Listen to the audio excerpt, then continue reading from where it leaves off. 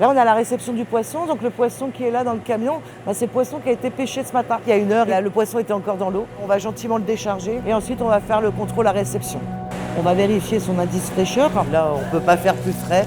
Une fois qu'on a fait ces contrôles, là, on arrive dans l'étape saumurage. C'est simplement un apport de sel pour faire ressortir le goût de la sardine. On arrive dans l'étape étêtage et viscérage. Donc c'est simplement enlever la tête et les viscères de la sardine. La sardine a été étêtée et viscérée, elle rentre dans ce tunnel. On cible à peu près 40 degrés. Objectif du séchage, c'est vraiment enlever tout ce qui est excès d'humidité. Et ensuite, elle est acheminée vers les friteuses qui sont là.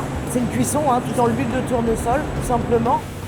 La sardine ressort, on la retranspose sur les chariots pour ensuite la stocker dans le frigo pendant 12 heures. Et là, on arrive sur les lignes d'emboîtage. Et nous, on peut même dire que c'est plus que de l'emboîtage, on va dire que c'est un dressage de boîte. On voit vraiment le ventre de la sardine. Il faut que vraiment le visuel amène l'envie de manger cette boîte. Après avoir eu sa dose d'huile, la boîte passe dans cette machine et on va venir apposer tout simplement un couvercle sur la boîte. Donc ici, on arrive dans la dernière étape du process, c'est ce qu'on appelle l'apertisation. On va enlever tout risque de développement bactériaux. C'est une simple montée en température, mais sans cette étape, en tous les cas, on ne pourrait pas conserver et garantir les 6 ans qu'on peut mettre sur nos boîtes de sardines actuellement.